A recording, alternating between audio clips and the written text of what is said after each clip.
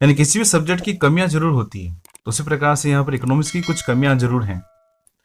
तो वो ड्रॉबैक्स क्या है? फर्स्ट है, rules and principles of economics cannot be seen in any laboratory because it is a type of social science। मतलब main बात आती है कि यहाँ पर ये है सोशल साइंस, हम सोसाइटी के बारे में बात कर रहे हैं। और जब भी सोशल साइंस की बात आती है, क्योंकि इकोनॉमिक जो भी इवेंट है वो सोसाइटी में होती है, और जब हम सोशल साइंस को यहाँ पर कंसिडर कर रहे हैं, तो जो लॉज और प्रिंसिपल जितने हम लेबोरेटरी में देख सकते हैं, किसमें? फिजिक्स और केमिस्ट्री लैब में, साइंस में, वैसे के वैसे विजिबल होना सोसाइटी में बहुत इम्पॉसिबल है। तो सबसे बड़ी कमी यही है कि इसके लॉज जो हैं वो हम प्रैक्टिकली नहीं देख पाते हैं सोसाइटी में।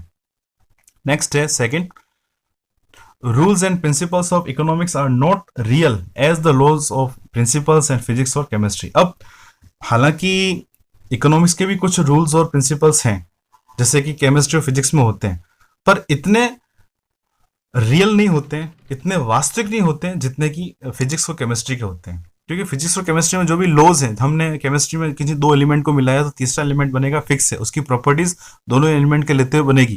पर इकोनॉमिक्स में जो लॉज, जैसे कि हम सबसे सिंपल लॉ ऑफ डिमांड लेते हैं जो हम आगे स्टडी करेंगे, वो लॉ ऑफ डिमांड क्या बताता है कि as price of quantity increases the demand for that quantity decreases. ये फिक्स है, पर जरूरी नहीं है कि किसी भी क्वांटिटी की प्राइस बढ़ने पर उसकी डिमांड, उस क्वांटिटी की डिमांड घटे ही घटे, उसकी क्वांटिटी डिमांड डिक्रीज हो, ये कोई फिक्स नहीं है।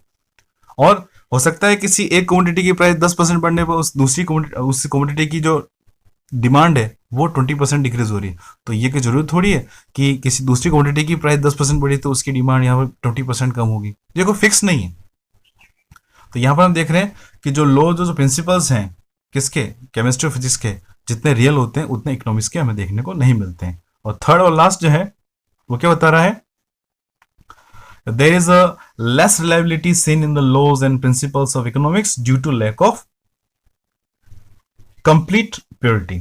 अब पूरे कंप्लीट प्योर नहीं है इसके लॉज, इसलिए इसमें जो रिलायबिलिटी है किसमें? इकोनॉमिक्स के लॉज की, वो हमें इतनी पूरी देखने को नहीं मिलती है। क्योंकि फिजिक्स और केमिस्ट्री में जो लॉज हैं वो तो फिक्स हैं, वो फिक्स रहते हैं, उसमें कोई चेंज नहीं आता है। तो यहाँ पर इसके जो लॉज हैं, इसकी जो रिलायबिलिटी है वो बहुत कम कंडीशन में हमें देखने को मिलती हैं, क्योंकि इसके जो लॉज हैं वो हम प्रैक्टिकली एम्प्लॉय नहीं कर पाते हैं, सोसाइटी में उसको एम्प्लॉय नहीं कर पाते हैं। क्योंकि अपनी जो लेबोरेटरी वो सोसाइटी पूरा समाज है, और पूरी सोसाइटी में कोई भी प्रैक्टिकली वैसे कोई भी लॉज इकोनॉमिक इवेंट को प्रैक्टिकली वैसे प्रूव करना बहुत मुश्किल है। तो यहाँ पर इसकी लाइबिलिटी जो है इनके लॉज और प्रिंसिपल्स की बहुत कम हो जाती है। हालांकि इसके कुछ ड्रॉबैक्स हैं, मगर एट प्रेजेंट में इकोनॉमिक्स का जो स्कोप है, इसकी जो इम्पोर्टेंस है बहुत बढ़ती जा रही है। क्योंकि आज हम देख रहे हैं कोई भी एक्टिविटी हुई, चाहे वो सोशल एक्टिविटी है, ह्यूमन एक्टिविटी हुई, डॉक्टर हुए, इंजीनियर हुए, टीचर्स हुए, प्रोफेसर हुए, कोई भी हुआ, वो सभी मनी के लिए काम कर रहे हैं। यानी कहीं कहीं वो इकोनॉमिक एक्टिविटी से वो जुड़े हुए हैं।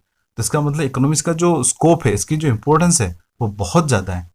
इसकी जिसके ड्रॉबैक्स हैं है पर बहुत कम है, इसको हम इग्नोर कर सकते हैं। तो ओके।